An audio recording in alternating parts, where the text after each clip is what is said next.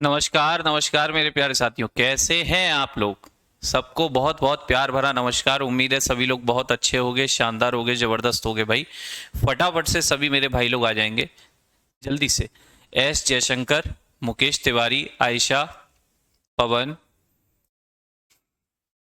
भोला जी, राजेश, गोलू, चंदन, खुशी, सचिन, विवेक कोहली, ऋषि, तमजीद, पवन, अंशु, राहुल भाई, कंचन, अनुराग, अभिषेक, पप्पू, अखिलेश, सोनम, गौतम, आईएएस अमन कुमार, कर्ण भाई, नीलम, प्रियंका, अनुपमा, ब्रजेश, सभी को नमस्कार मेरे शेरों। आते रहिए।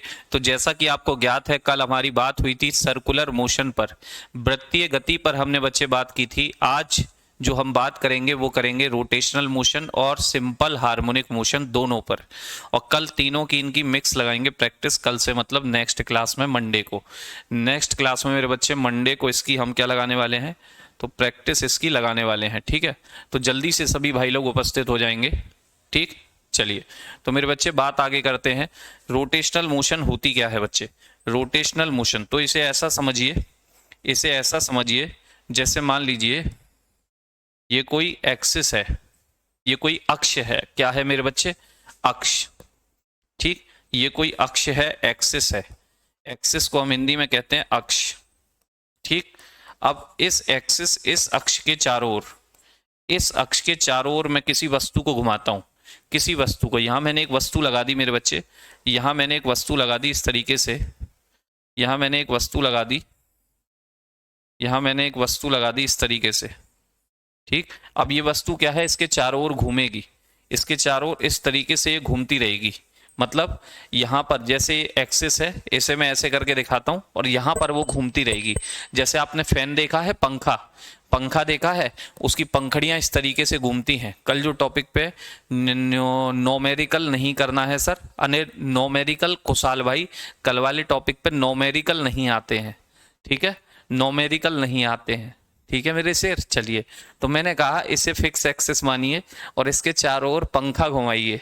क्या बनाइए, पंखा घुमाइए। अच्छा, सानंद गोकुल, कल वाली डीपीबी का क्वेश्चन नंबर 7 का आंसर रॉन्ग है सर। चलिए मैं चेक कर लूंगा। ठीक, ऑप्शन रॉन्ग है तो कोई दिक्कत नहीं, कोई दिक्कत नहीं, हो जाता है, करेक्शन तब हो जाएगा। मेरी एक वैसे भी आदत है मेरे बच्चे, डीपीपी में जो क्वेश्चन आपको देता हूं ना मैं, डीपीपी में जो क्वेश्चन आपको देता हूं, आपने गौर किया होगा कि जब भी मॉक होता है मैं उन क्वेश्चनों को भी डलवा देता हूं। ये आपने गौर किया हो तो ये जाना होगा कि सर जो डीपीपी में क्वेश्चन देते हैं वो प्रैक्टिस मॉक में भी डलवा देते हैं, प्रैक्टिस मॉक में भी डलवा देते हैं, तो सारे क्वेश्चन उसमें हो जाते हैं। तो आंसर की ऑप्शन ऑप्शन सब आपका वहां करेक्ट हो जाएगा, फिर भी मैं दिखवा लूंगा। ठीक है, क्वेश्चन नंबर 7, चलिए बिल्कुल जल्दी होंगी लोकेश भाई। तो मैंने आपसे कहा ये कोई एक्सिस है, इस पर आपने मान लीजिए पंखा लगाया और पंखा इस पर ऐसे घूम रहा है, यानी किसी अक्ष के चारों ओर, ये अक्ष है, ये एक्सिस है मेरे बच्चे, ये एक्सिस हुई, और इस अक्ष के चारों ओर कोई वस्तु घूम रही है, तो उसकी गति को हम क्या कहते हैं, रोटेशन मोशन। बिल्कुल सही ब्रजेश भाई, पवन चक्की, पवन चक्की में भी ऐसे ही चलता है। जो कुम्हार का जो चाक होता है जिससे वह बर्तन बनाता है, वो पहिया भी इस तरीके से ही चलता है। बिल्कुल सही। आप अपने घर में, सबसे इजी एग्जाम्पल दूंगा, पंखा देखते हो, पंखा भी वहीं घूम रहा है एक अक्ष के चारों ओर। दरवाजा देखते हो, दरवाजा, दरवाजा, दरवाजा बच्चे एक तरफ से फिक्स है, एक कॉर्नर से, एक तरफ से दरवाजा फिक्स होता है, उस पर कब्जे लगे होते हैं, कब्जे। ठीक, और यहां से ये जो दरवाजा लगा होता है, आप इसके हैंडल से, आप इसके हैंडल से इसे खोलते हो, तो दरवाजा भी तो इसी के चारों ओर गति कर रहा है, ऐसे ही इसी के चारों ओर ही तो घूमता है, इसे छोड़ के तो जा नहीं रहा है, इसे छोड़ के तो जा नहीं रहा है। तो मतलब आप समझ गए, समझ गए तो मेरा कहना सफल हो गया।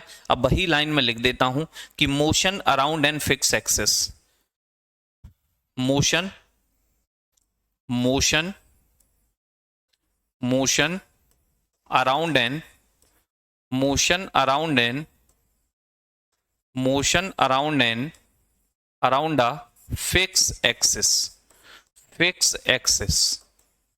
ठीक, किसी अक्ष के चारों ओर, किसी अक्ष के चारों ओर, किसी अक्ष के चारों ओर, या तो चारों ओर लिख लो या परितः, किसी अक्ष के चारों ओर या परितः गति, या चारों ओर को ही बच्चा परितः कहते हैं, ठीक है। हिंदी में चारों ओर को ही क्या कहते हैं? परितः गति। किसी अक्ष के चारों ओर गति को ही क्या कहा जाता है मेरे बच्चे?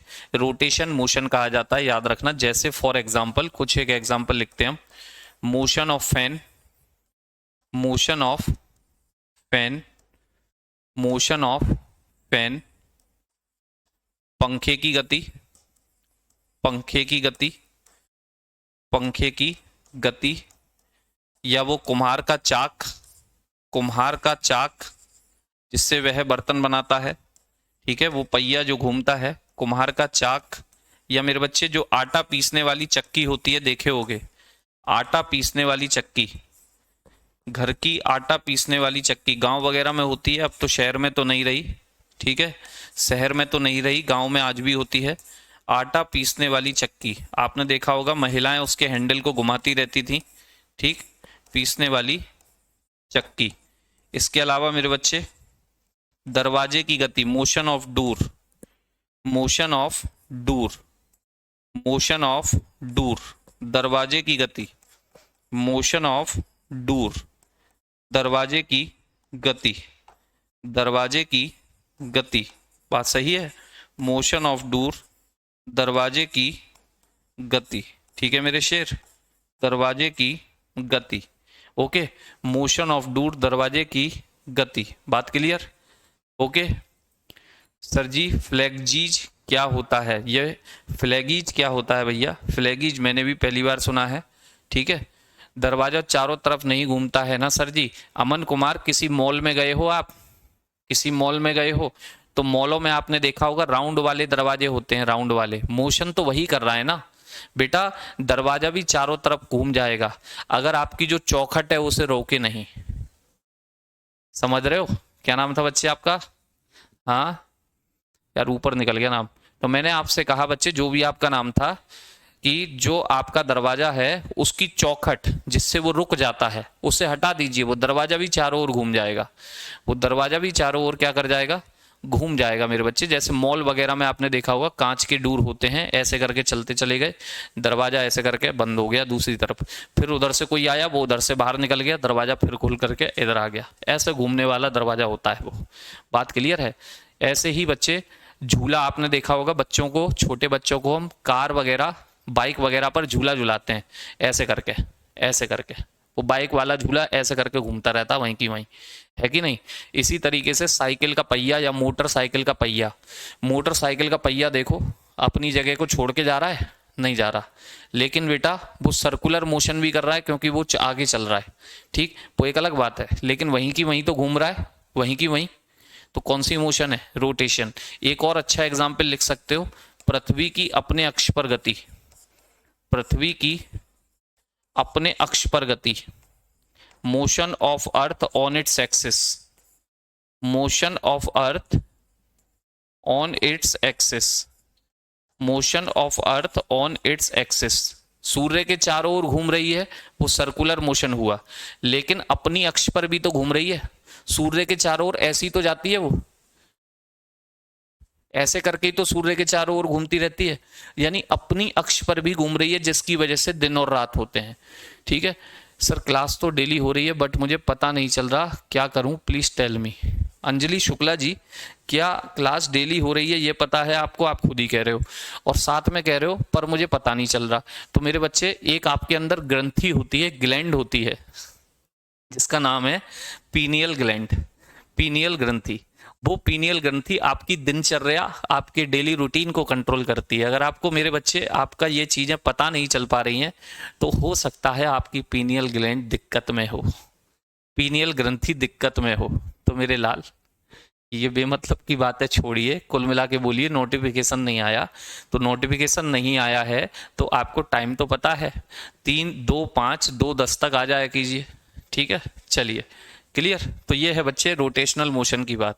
अब रोटेशनल मोशन में एक टर्म है, वही आपसे बार बार पूछता है, उस पर भी हम बात कर देते हैं, आइए। और ये आप पढ़ चुके हो तो कोई दिक्कत भी नहीं देगा। Movement of inertia, movement of inertia. By chance पूछा तो आएगा, वैसे ये पूछा भी नहीं जाता है। मूवमेंट ऑफ इनर्शिया बहुत कम चांस है और बहुत छोटा है। देखो बच्चे, इनर्शिया आप जानते हो, पढ़ चुके हो। इनर्शिया आप जानते हो, इनर्शिया को हिंदी में कहते हैं जड़त्व। बताया था आपको मैंने, जल्दी से बता दो जड़त्व क्या होता है। जड़त्व क्या होता है मेरे बच्चे, जड़त्व क्या होता है, जल्दी से बोलो। What is inertia, what is inertia. जड़त्व का नियम बताया था आपको, गैलीलियो ने दिया था। जड़त्व को मैंने बताया था, जितना ज्यादा द्रव्यमान होगा, जितना ज्यादा मास होगा, जड़त्व उतना ही ज्यादा होता है। जितना ज्यादा मास उतना ही ज्यादा जड़त्व होता है मेरे बच्चे। ठीक, तो मैंने आपसे कहा था जड़त्व क्या होता है। जड़त्व का मतलब होता है कि मेरे बच्चे अपनी अवस्था परिवर्तन का विरोध, oppose of change in position, oppose of change in position. अगर अगर यही अपोज रोटेशन मोशन में होने लगे, जैसे पंखा है, पंखा घूम नहीं रहा था बच्चे, लेकिन जैसे ही आपने उसको करंट सप्लाई दी या हाथ से घुमाया तो वो घूमने लगा। इसका मतलब है कि अगर रोटेशन मोशन करवाने के लिए जो बल लगाना पड़ता है बच्चे, वही क्या होता है, या फिर रोटेशन मोशन में वस्तु अवस्था परिवर्तन का जो विरोध करती है, उसी को क्या कहते हैं मेरे बच्चे, जड़त्व तो आघूर्ण कहते हैं। आघूर्ण का मतलब होता है घुमाना, यानी कि घुमाने पर की अवस्था परिवर्तन का विरोध। आघूर्ण माने होता है मेरे बच्चे घुमाना, और घुमाने की अवस्था परिवर्तन का विरोध ही क्या है, जड़त्व तो आघूर्ण। तो हम क्या लिखेंगे मेरे बच्चे, क्या लिखेंगे, oppose of change in position, oppose of change in position, change in position during rotational motion, during rotational motion, oppose of change in position during rotational motion. मतलब क्या है कि बच्चे घूर्णन गति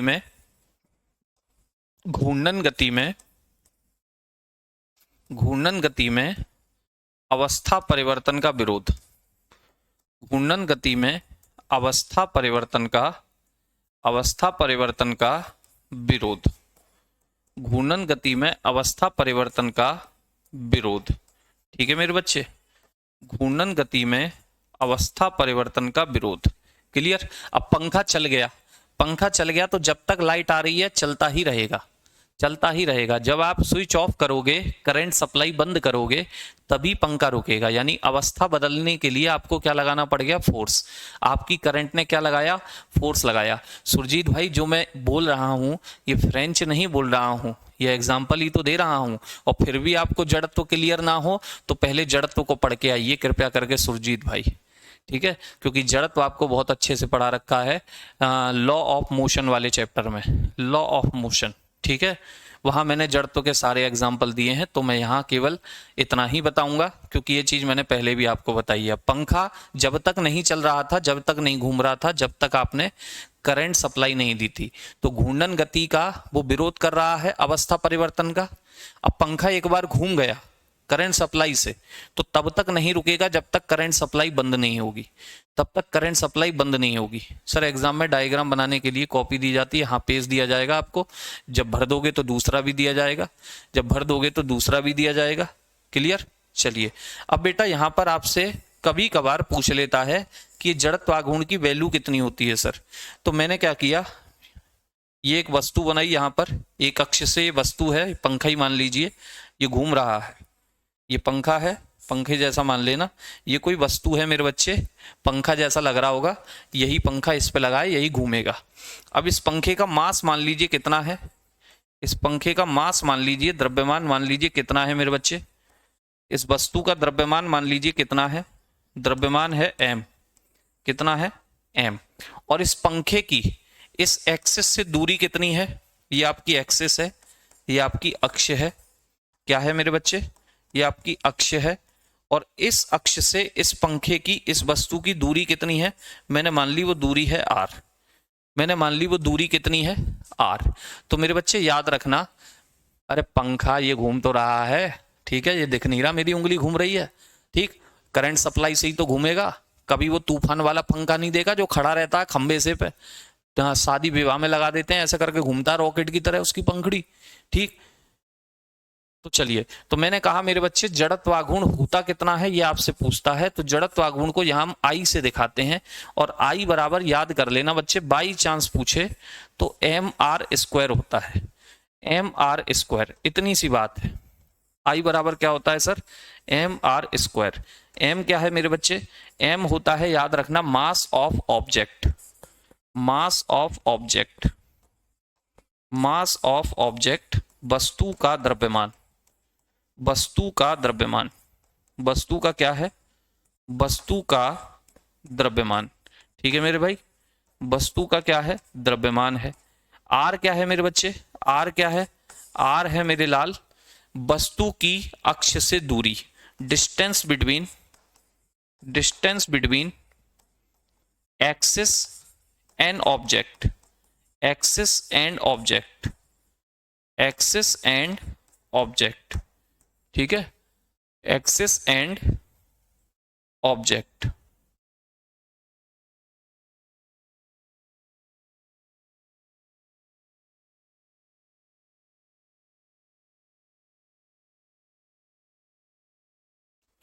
ठीक, distance between axis and object, अक्ष और वस्तु के बीच की दूरी, अक्ष और वस्तु के बीच की दूरी, अक्ष और वस्तु के बीच की दूरी। क्लियर, इतनी बात है, उम्मीद है आप लोगों को क्लियर होंगी। हाँ बेटा, क्लॉक भी इसी का एग्जांपल होता है, रोटेशन मोशन का। ठीक है, ओके, क्लियर है, बताइए सर इसमें भी एक्सेलरेशन होता है? बिल्कुल हो सकता है, एक्सेलरेशन क्यों नहीं हो सकता मेरे बच्चे, क्यों नहीं हो सकता। आप पंखा चलाते हो तो पंखे का रेगुलेटर होता है, पंखे का रेगुलेटर, कभी स्पीड ज़्यादा कर लेते हो कभी कम कर लेते हो, तो एक्सेलरेशन बिल्कुल है। ठीक है, ओके सर, 2 मिनट के लिए स्लाइड बैक कर देंगे। ये लो भैया, ये लो, हो गया, जल्दी से बोलिए, हो गया, आगे बढ़े। अब एक टर्म और बचता है रोटेशनल मोशन में, हाँ मिक्सर भी इसी का है। रोटेशनल मोशन में मेरे बच्चे जैसे हम कहते हैं बल आघूर्ण, इंग्लिश में उसे कहा जाता है टॉर्क, टॉर्क उसे कहते हैं। ठीक, ये अगली स्लाइड, अनुज यादव जी, हो गया होगा सर। मेरे फॉर्म पे बोर्ड की जगह मैंने अपने कॉलेज का नाम डाल दिया है, करेक्शन कर लीजिएगा बेटा, करेक्शन कर सकते हो, अभी करेक्शन हो जाएगा। सचिन भाई कह रहे हैं साइंस में क्वेश्चन किस प्रकार आते हैं? साइंस में क्वेश्चन उस प्रकार आते हैं जिस प्रकार हम जो आपको डीपीपी में देते हैं, और साथ में आपके लिए मॉक जो हर टॉपिक के बाद लगवाया जाता है, कृपया करके उनमें क्वेश्चन देखा कीजिए। वो क्वेश्चन सारे आरआरबी के पूछे गए होते हैं, सारे आरआरबी के पूछे गए। ठीक है, ओके, क्लियर। चलिए चलिए नेक्स्ट, अब बात करते हैं बच्चे बल आघूर्ण की। बल आघूर्ण, टॉर्क किसको इंग्लिश में बोलते हैं, हिंदी में बोलेंगे अपन बल आघूर्ण, बल आघूर्ण, बल आघूर्ण। आप कहेंगे सर बल आघूर्ण क्या होता है? तो बेटा आघूर्ण का मतलब होता है घुमाना, और बल का मतलब जानते हो अवस्था परिवर्तन, बल का मतलब जानते हो अवस्था परिवर्तन का प्रयास। ठीक, तो बच्चे अगर किसी वस्तु पे हम बल लगाएं और वो घूमने लगे, क्या करने लगे, घूमने लगे, तो आप कहेंगे सर यहाँ बल आघूर्ण काम कर रहा है। जैसे मैं कहूँ मेरे बच्चे, आपने कभी गौर किया कि ये जो हैंडपंप होता है, हैंडपंप, हैंडपंप देखे हो, फील करना, ये हैंडपंप है, हैंडपंप, हैंडपंप का जो हत्था होता है मेरे बच्चे, हैंडपंप का जो हत्था होता है वो लंबा होता है, हैंडपंप का जो हत्था होता है, हैंडल होता है, वो लंबा होता है। कभी गौर किया है क्यों होता है? छोटा हैंडल क्यों नहीं लगा देते, छोटा हैंडल क्यों नहीं लगा देते? कभी आपने गौर किया है जो आटा पीसने वाली घरों में चक्की होती है, चक्की होती है, उसमें हैंडल कॉर्नर पर होता है, कॉर्नर पर। कभी गौर किया है जो दरवाजे का हैंडल होता है, दरवाजे का हैंडल वो कब्जों से दूर होता है, कब्जे उस कोने पे हैं तो हैंडल इस कोने पे होता है। कभी गौर किया आपने, कभी गौर किया आपने मेरे बच्चे? बिल्कुल किया होगा। सोमेश्वर भाई काहे परेशान हो मेरे लाला, क्या प्लीज, अब क्या घर आ जाऊं आपके, क्या प्लीज मेरे बच्चे? हैंडपंप का मतलब होता है जिससे पानी निकालते हैं, खेचू कहते हैं उसे, खेचू, पानी को खेचूं, पानी को खेचूं। ठीक है। हैंड वाला पंप, पंप यानी पानी निकालने वाला, पानी खींचने वाला जमीन से। समरसेबिल तो आज आई हैं, पहले हैंड पंप ही होते थे। ठीक है, लेकिन क्या कभी इन चीजों को आपने गौर किया कि हैंड पंप का हत्था इतना लंबा क्यों है? चक्की में, आटा पीसने वाली चक्की में हैंडल कॉर्नर पर क्यों है? दरवाजे में जो हैंडल है वो कब्जों से दूर क्यों है? कभी गौर किया? नहीं किया तो बच्चे इसका कारण बलागुण है। देखिए, बलागुण का मतलब होता है, बल आघूर्ण का मतलब होता है बल द्वारा, जिसके द्वारा वस्तु घूमती है। बस इतना लिख लेना, by which a object rotate, जिसके द्वारा वस्तु घूमती है, जिसके द्वारा वस्तु घूमती है। ठीक है मेरे बच्चे, जिसके द्वारा वस्तु घूमती है। अब ये जो बल आघूर्ण है, ये जो बल आघूर्ण है होता क्या है मेरे भाई? तो वही डायग्राम छुटका सा, ये वही एक्सिस है, अक्ष है। ठीक, एक्सिस, ये एक्सिस है। ठीक है, और ये कोई आपकी वस्तु थी, ये कोई आपकी वस्तु थी। ठीक, ये कोई वस्तु है और अक्ष से इसकी दूरी मेरे बच्चे आर है, अक्ष से इसकी दूरी आर है। और मेरे बाबू इस पर आप फोर्स लगा रहे हो एफ। कितना फोर्स लगा रहे हो? एफ बल लगा रहे हो, एफ फोर्स लगा रहे हो। ठीक है, अक्ष से दूरी कितनी है? एक्सिस से दूरी कितनी है? आर। जी जी सुमित तिवारी जी, सुन लिया हूं आपकी बात। ठीक, चलिए, तो मैंने कहा बल आघूर्ण होता क्या है मेरे बच्चे? तो लिख लीजिएगा, यह बल तथा बल के अक्ष से, बल तथा बल के अक्ष से, इसे आर ऐसे नहीं, यहां लिखिए तब और आपको क्लियर होगा। ये जो आर है मेरे बच्चे, ये बल की दूरी है अक्ष से, अक्ष से बल की दूरी, अक्ष से बल की दूरी। बल तथा बल के अक्ष से दूरी के गुणनफल के बराबर होता है। दूरी के गुणनफल के बराबर होता है। ठीक है, बराबर होता है। ठीक है मेरे दोस्त, बल तथा बल के अक्ष से दूरी के गुणनफल के बराबर होता है। तो इंग्लिश में भी लिखा हूं, देख लेना, it is equal to the multiplication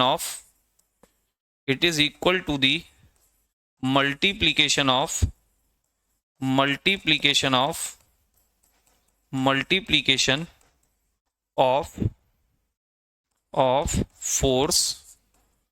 force and distance of force from axis। जो डायग्राम में बनाया हूं वही लिखा है बच्चे, यानी कि बल तथा बल जितनी दूरी पर लग रहा है उन दोनों का गुणनफल। इसे हम किससे दिखाते हैं मेरे बच्चे? इसे टाउ से दिखाते हैं। टाउ का मतलब होता है उल्टा जे, इसे टाउ कहते हैं। क्या कहते हैं मेरे बच्चे? टाउ। ठीक, उल्टा जे बना देना, टाउ बन जाता है। टाउ बराबर होता है एफ क्रॉस आर, बल और एक्सिस से बल की दूरी, बल और एक्सिस से बल की दूरी। ठीक है, इन दोनों परिभाषा में बल आघूर्ण किसे कहेंगे? हे भगवान, हे भगवान, भैया दोनों परिभाषा बल आघूर्ण की ही हैं, दोनों परिभाषा मेरे लाल बल आघूर्ण की हैं। क्या नाम था बच्चे आपका? सौरभ कुमार। क्या बात कहे हो, बेहतरीन कहे हो, जो भी कहे हो मेरे बच्चे, शानदार कहे हो, अति सुंदर कहे हो, अति सुंदर।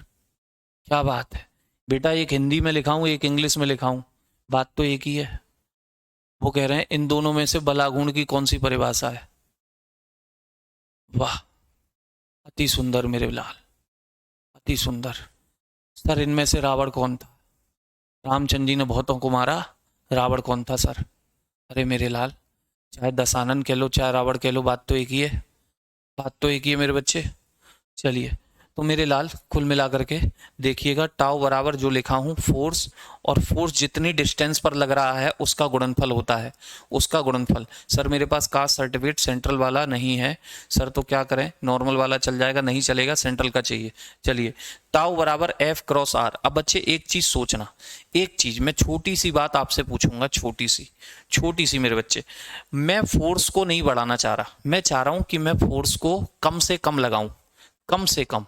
फिर भी मुझे बताओ कि मैं ऐसा क्या करूं कि टाउ की वैल्यू बढ़ जाए, मैं ऐसा क्या करूं कि टाउ की वैल्यू बढ़ जाए, बताइए। मैं ऐसा क्या करूं कि मेरे बच्चे टाउ की वैल्यू बढ़ जाए? मैं क्या चाह रहा हूं आपसे, मैं अगली स्लाइड पे लिखता हूं इसको। मैंने लिखा टाउ बराबर होता है F इंटू आर। मेरे बच्चे मैं चाह रहा हूं कि F उतना ही रहे, मुझे बल नहीं बढ़ाना है, मुझे बल नहीं बढ़ाना है, ठीक है, मुझे बल को कांस्टेंट रखना है, उतना ही रखना है, मैं चाहता ही नहीं हूं बल बढ़ाऊं। फिर भी मैं चाह रहा हूं कि टाउ को बढ़ाऊं, टाउ की वैल्यू ज्यादा आए, तो बच्चा मैं क्या करूं मुझे बताओ?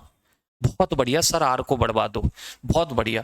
अगर बेटा मुझे टाउ बढ़वाना है तो ये याद रखो, टाउ कैसे बढ़ेगा सर? आर की वैल्यू को बढ़वा दो, टाउ बढ़ जाएगा। मानते हो कि नहीं मानते? मानते हो कि नहीं मानते मेरे बच्चे? मानते हो कि नहीं मानते? सब मानते हो? Done done done. Example clear हो गए, एग्जाम्पल क्लियर हो गए मेरे बच्चे। अब लिख सकते हो हैंडपंप का हत्था, हैंडपंप जिससे बेटा पानी निकाला जाता है। अब तो समरसेबल आ गई, पहले हैंडपंप होते थे जब पानी वाटर लेवल ज्यादा नीचे नहीं था। हैंडपंप का हैंडल, हैंडपंप का हैंडल की लंबाई ज्यादा रखी जाती है, कि लेंथ बोले तो लंबाई क्या रखी जाती है मेरे बच्चे? ज्यादा रखी जाती है। हैंडपंप की लंबाई क्या रखी जाती है? ज्यादा रखी जाती है। क्यों रखी जाती है, समझ गए? क्यों रखी जाती है मेरे बच्चे? फोर्स कहां लगाओगे? फोर्स लगाने वाली दूरी ज्यादा होनी चाहिए। अगर हैंडल, हैंडपंप का हैंडल वहीं की वहीं बना दोगे छोटका सा, बच्चे ऐसे ऐसे लगे रहना, निकल जा पानी, आ क्यों नहीं रहा है तू, आ क्यों नहीं रहा है? अगर दूरी कम होगी, फोर्स ज्यादा लगाना पड़ जाएगा मेरे बच्चे, क्योंकि टाउ मेंटेन करने के लिए अगर आप आर कम करोगे तो किसे बढ़ाना पड़ेगा? फोर्स को बढ़ाना पड़ेगा। क्या बढ़ाना पड़ जाएगा? फोर्स। पूरी जी जान लगा देना, पानी नहीं आएगा हैंडपंप से, पानी नहीं आएगा। ठीक इसी तरीके से मेरे बच्चे डूर्स के हैंडल, डूर्स बोले तो दरवाजे, दरवाजों के हैंडल, दरवाजों के हैंडल कब्जों से दूर लगाए जाते हैं। दरवाजों के हैंडल कब्जों से दूर लगाए जाते हैं, कब्जों से दूर लगाए जाते हैं, कब्जों से दूर लगाए जाते हैं। अगर बेटा जहां पर दरवाजा फिट है, जहां दरवाजा फिट होता है उसे कब्जे कहते हैं, जहां दरवाजा फिट होता है उसे कब्जे कहते हैं। अगर आप कब्जों के पास ही दरवाजे के हैंडल लगा दोगे ना, पूरी ताकत लगा देना, खुल जा सिम सिम, वो नहीं खुलेगा, वो नहीं खुलेगा। हो सकता है कि आपकी पूरी की पूरी जान निकल जाए, दरवाजा ऐसा लगेगा एक कितना भारी हो गया। इसीलिए तो दरवाजे के हैंडल दूर हैं, आराम से ओपन कर लेते हो। अगर कब्जे के ही पास होते नहीं कर पाते, नहीं कर पाते। ऐसे ही आपने देखा होगा जो प्लास होता है, प्लास, उसकी भी लंबाई ज्यादा रहती है, दबा लेते हो आसानी से, ठीक है ना। अगर प्लास जो होता है उसके हैंडल छोटे से होते, बच्चे दबा पाते उसे, ताकत ज्यादा लग जाती है। ठीक क्यों? क्योंकि अगर आर कम रख रहे हो तो बच्चे टॉर्क तो उतना ही चाहिए, टॉर्क तो उतना ही चाहिए, और टॉर्क उतना चाहिए, आप आर बढ़ाना नहीं चाह रहे हो तो किसे बढ़ाना पड़ेगा? फोर्स को, फोर्स को बढ़ाना पड़ेगा। इसी तरीके से मेरे बच्चे आटा पीसने वाली, आटा पीसने वाली चक्की का हैंडल कॉर्नर पर होता है। आटा पीसने वाली, आटा पीसने वाली चक्की का हैंडल, चक्की का हैंडल, चक्की का हैंडल कॉर्नर पर होता है। हैंडल कॉर्नर पर, किनारे पर होता है। बताइए क्लियर हुई है मेरी बात या उड़ गई है हवा में? हवा में पक्षी की तरह तो नहीं उड़ गई? वैसे उर्दू फारसी नहीं बोला हूं सर जी। आटा पीसने वाली में जगह हैंडल कहाँ होता है? मांटू बाबू, जो घरों में आटा पीसते हो, कभी माता जी या दादी जी को कभी देखा हो? क्योंकि हमारे यहाँ तो चक्की रही थी पहले, तो बच्चे आटा पीसने वाली जो चक्की थी उसमें एक हैंडल होता था, गेहूं डालते थे बीच में, गेहूं बीच में डालते थे, हैंडल से ऐसे घुमाते थे धीरे धीरे, महिलाएं लगी रहती थी और डेली आटा पीसा जाता था, ताजे ताजे आटे की रोटी बनती थी, ताजे ताजे आटे की। ठीक है, अब क्या होता है, अब तो वो वाली चक्की है इलेक्ट्रिक वाली, तत्काल में 20 किलो 30 किलो पिसवा लाते हैं, घरों में पैक रहता है। ठीक, पहले यही चक्की चलती थी, यही बढ़िया आटा निकलता था, मोटा आटा, दरदरा आटा, रोटी भी अच्छी बनती थी, रोटी भी पौष्टिक रोटी बनती थी। आज के आटे में से तरह तरह के मिनरल्स जलकर खत्म हो जाते हैं, जलकर खत्म। ठीक, तो अगर उसमें हैंडल सेंटर में होता, वहीं पर लगा होता जहां पे गेहूं डालते हैं सेंटर में, तो मेरे बच्चे ऐसे करती रहती महिला, चल जा चल जा दारी की, चल जा, क्यों नहीं चल रही है, बच्चे जान निकल जाती महिलाओं की। इसलिए हैंडल कहाँ लगा है? कॉर्नर पे, आसानी से उसे चला लेती हैं, आसानी से। कम फोर्स लगाओ, आर को बढ़ा लिया, कम फोर्स में चलने लगा, कम फोर्स में चलने लगा। ठीक, आया समझ में आप लोगों को? आया समझ में बच्चे? हाँ, पत्थर की होती थी। क्लियर है? चलिए अब बच्चे आ जाओ, अब चलते हैं एसएचएम। एसएचएम बोले तो simple harmonic motion, simple harmonic motion, ये भी छुटका सा है, अभी हो जाएगा। Simple harmonic motion, simple harmonic motion, सरल आवर्त गति, सरल आवर्त गति। एक एग्जांपल दूंगा, एक ही में सब क्लियर हो जाएंगे आपके, एक ही में सारी चीजें क्लियर हो जाएंगी मेरे बच्चे, दूसरे की जरूरत ही नहीं है, फिर तो आप खुद ही सोचते रहना सर ये भी हो सकता है, ये भी हो सकता है। सरल आवर्त गति, ठीक है। सेंगरी बनाने वाली मशीन, क्या बात है, रक्षाबंधन मेरे लाल हैं। सरल आवर्त गति, सरल आवर्त गति को देखो, जैसे मान लो मैंने क्या किया, यहां पर कोई ये छत है, छत, छत है मेरे बच्चे, मान लेना ये छत है किसी की, आप ही की छत है, आप ही की छत है। यहां से आपने कील बांधी और कील से एक डोरा लटका दिया मेरे बच्चे, एक रस्सी लटका दी, उस रस्सी पे आपने क्या लगा दी, एक बॉल लगा दी, क्या लगा दी, एक बॉल लगा दी मेरे बच्चे। ठीक है सर, एक बॉल लगा दी। अब आपने देखा होगा बहुत से क्रिकेट खेलने के बड़े शौकीन होते हैं, क्रिकेट खेलने के नए नए खिलाड़ी होते हैं, बल्ले की थ्रो निकालना चाहते हैं, थ्रो, तो बच्चे बॉल को लटका लेते हैं, ऐसे ऐसे मारते रहते हैं, ऐसे ऐसे मारते रहते हैं। तो मेरे बालक सुनना, जैसे ही आपने इसे मारा ये इधर जाएगी, जैसे ही आपने इसे मारा ये आगे जाएगी, जी सर जाएगी। क्या यहीं पर रह जाएगी? नहीं सर, ये लौट के आएगी। आएगी कि नहीं आएगी? जी सर आएगी। क्या लौट के आएगी तो यहां पर रुक जाएगी? क्या लौट के आएगी तो यहां रुक जाएगी मेरे बच्चे? सर नहीं रुकेगी, ये आगे जाएगी। ये कहां जाएगी मेरे बच्चे? ये आगे जाएगी। ठीक, क्या यहां पर आएगी तो रुक जाएगी? नहीं सर, ये वापस जाएगी। नहीं सर, ये वापस जाएगी, वापस जाएगी और फिर इसी तरीके से मोशन करती रहेगी, इसी तरीके से गति करती रहेगी। पेंडुलम की वॉच, आया आया दिमाग में? पेंडुलम वाली वॉच, जिसे आप ग्रैंड फादर वॉच भी कहते हो, पेंडुलम वॉच कह लो या ग्रैंड फादर वॉच भी उसे कहा जाता है। ठीक है, पेंडुलम वाली घड़ी, मंदिर का घंटा मेरे लाल, मंदिर का घंटा, टन टन टन टन टन टन टन टन टन। बात सही है। कॉर्नर का मतलब होता है किनारे, कॉर्नर का मतलब होता है किनारे।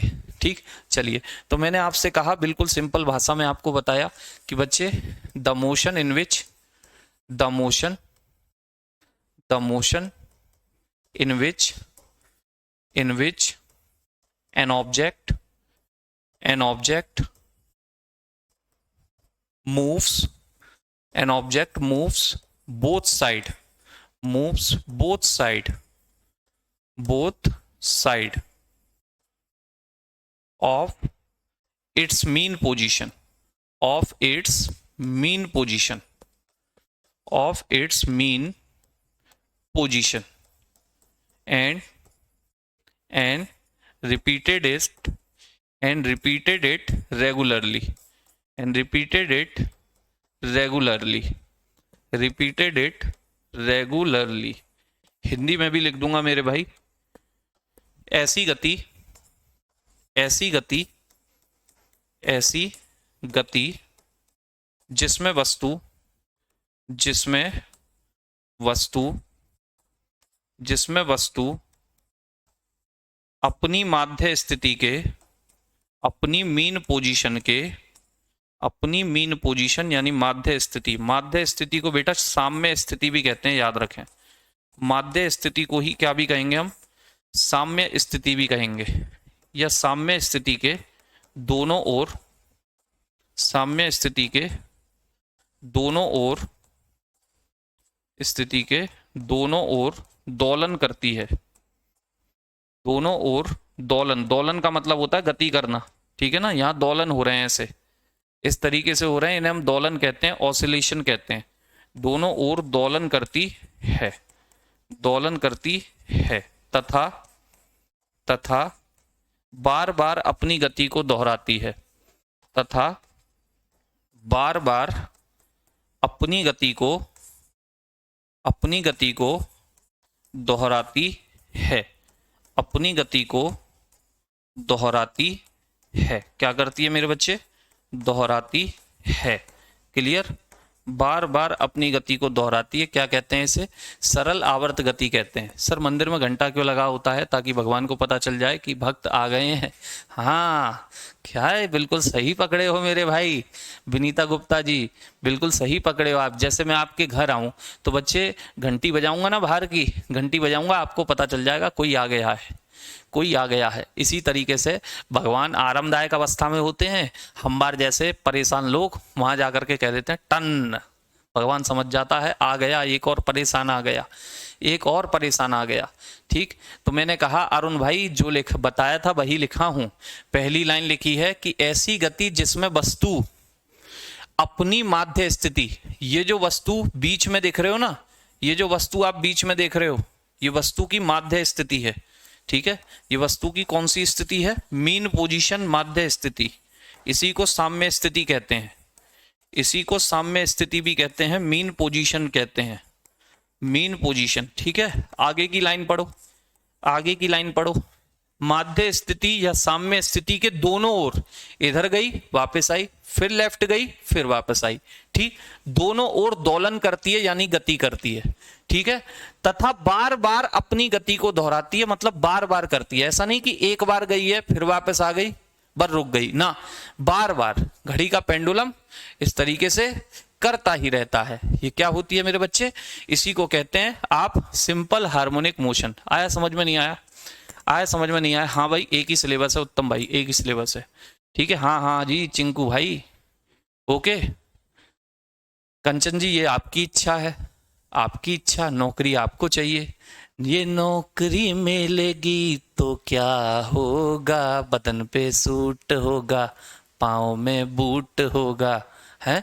तो बच्चे आपकी नौकरी मिलेगी, नौकरी आपको चाहिए तो नोट्स आप बनाइए, मुझसे क्यों पूछ रहे हो कि सर बनाने हैं नहीं बनाने। बच्चे अगर सारे बालक एक जैसी तैयारी करेंगे तो फिर तो बहुत दिक्कत हो जाएगी ना। जो जितना ज़्यादा मेहनत करेगा उसका रिजल्ट उतना अच्छा आएगा, इसका रिजल्ट उतना अच्छा आएगा। बाकी फॉर्म तो बहुत भरते हैं, आप भी को भी पता है, नौकरी तो कुछ ही की लगनी है ना मेरे बाबू। क्लियर, चलिए। तो मैंने कहा मेरे बच्चे अब देखना यहाँ पर एक आवर्तकाल पूछा जाता है आपसे, आवर्तकाल। तो चलते हैं आवर्तकाल पर। आवर्तकाल इसे हम कहते हैं oscillation period, oscillation period, oscillation period, आवर्तकाल या टाइम पीरियड भी कह देते हैं, टाइम पीरियड भी इसे कह देते हैं। या तो कह लो दोलन काल या आवर्तकाल, दोलन काल, दोलन काल, या तो दोलन काल कह सकते हो बच्चे, या क्या कहोगे आवर्तकाल, दोलन काल या आवर्तकाल, दोलन काल या आवर्तकाल, जो आपकी इच्छा हो वो कह सकते हो। ठीक, जैसे वही डायग्राम, ये वही आपकी छत, छत से आपने एक लटकाई डोरी और इस डोरी में क्या बांधी, एक बॉल बांधी, क्या बांधी, एक बॉल इस तरीके से बांधी। ठीक है, आपने इसमें थप्पड़ मारा, थप्पड़ मार के एक बार इधर जाएगी फिर वापस आएगी, फिर इधर जाएगी और फिर वापस आएगी। ठीक, इस तरीके से करती रहेगी, इस तरीके से दोलन करती रहेगी। तो बेटा एक दोलन कब पूरा होता है मुझे बताओ, एक दोलन, एक ऑसिलेशन कब पूरा होता है। मान लो ये बॉल यहीं पर थी, माध्य स्थिति में थी, मीन पोजीशन में थी, आप आए, आपने भगवान को जगाने के लिए घंटा बजा दिया, टन, इधर गई फिर वापस आई, ये एक दोलन हो गया? नहीं, आधा हुआ है, आधा। एक कब होगा? जब ये इधर जाएगी फिर वापस आएगी। यानी कि एक दोलन का मतलब होता है दोनों ओर जाके बीच में आ जाना। एक बार इधर गई फिर वापस आई, एक साइड हो गया, फिर इधर गई फिर वापस आई, अब हो गया एक दोलन। यानी कि दोनों ओर जाके बीच में आ जाना, इसे एक दोलन कहते हैं, इसे एक दोलन कहते हैं। ये क्या चीज आई है, ये क्या चीज आई है? अरे हट जा भैया, चलिए हट गया, ठीक। हाँ जी, नाव वाला झूला इसी का एग्जांपल है, नाव वाला झूला। बहुत झूला हूं मैं नाव वाले झूले में, दबा के वॉमिटिंग करी है, दबा के, है बहुत नहीं, झूठ बोल रहा हूं, एक ही बार झूला हूं, प्राण यहां पर आ गए थे, प्राण, रोते रोते ऐसी स्थिति हो गई थी, पिताजी दूर से देख के खुश हो रहे, मुझे लगा कि आज मेरा अंतिम समय है, मेरा अंतिम समय। उस नाव वाले झूले में ही जीवन में मैं झूला हूं, और मैं पेंडुलम बन गया था एकदम से, सरल आवर्त गति गति करते करते पागल हो गया था, ठीक है। तो मेरे बच्चे, एक दोलन में लगा समय, एक दोलन में लगा समय, time taken in one oscillation, एक दोलन में लगा समय, एक दोलन में लगा समय ही क्या कहलाता है मेरे बाबू? एक दोलन में लगा समय ही क्या कहलाता है? एक दोलन में लगा समय ही क्या कहलाता है? आवर्तकाल कहलाता है। Time taken in one oscillation, in one oscillation, in one oscillation, time taken in one oscillation. और मेरे बच्चे, यहां टी की वैल्यू क्या होती है, इसे हम टी से दिखाते हैं। टी बराबर होता है, याद कर लेना, कभी भी पूछे तो 2 पाई अंडर रूट में एल अपॉन जी। आप कहोगे सर ये एल और जी कहां से आ गए? तो बच्चे 2 पाई तो कांस्टेंट है, पाई की वैल्यू 22/7 या 3.14 होती है, पाई की वैल्यू 22/7 या 3.14 होती है। लेकिन ये एल और जी क्या है सर? तो मेरे बच्चे एल क्या है, देखिए, एल है length of rope, length of rope, length of rope, डोरी की लंबाई, जो आपने डोरी बांधी है जिससे बॉल लटकाई है उसकी लंबाई है बच्चे, डोरी की लंबाई, डोरी की लंबाई, डोरी की लंबाई, ठीक है। और जी क्या है सर? जी वही है मेरे बच्चे, ग्रेविटेशनल एक्सेलरेशन, पृथ्वी का गुरुत्वीय त्वरण, गुरुत्वीय त्वरण, ग्रेविटेशनल एक्सेलरेशन बहुत बार आया है, बहुत न्यूमेरिकल आपने किए हैं, स्मॉल जी को आप जान गए हो अच्छे से, ठीक। यानी एल क्या है मेरे बच्चे? ये एल है आपका, एल, ये है मेरे बच्चे एल, डोरी की लंबाई, डोरी की लंबाई, ठीक। और ये लटकी हुई है तो इस पर अर्थ का ग्रेविटी काम करेगा, स्मॉल जी, क्लियर है, याद रखिएगा। एक डबल स्टार लगा के पॉइंट लिख लेना बच्चे, एक डबल स्टार लगा के। कभी आपसे पूछे सेकंड पेंडुलम का आवर्तकाल कितना होता है, सेकंड पेंडुलम, डायरेक्ट पूछता है, डायरेक्ट सीधा क्वेश्चन आएगा, second pendulum, second pendulum, second pendulum, pendulum को हिंदी में बच्चे लोलक कहते हैं, क्या कहते हैं? पेंडुलम को हिंदी में कहते हैं लोलक।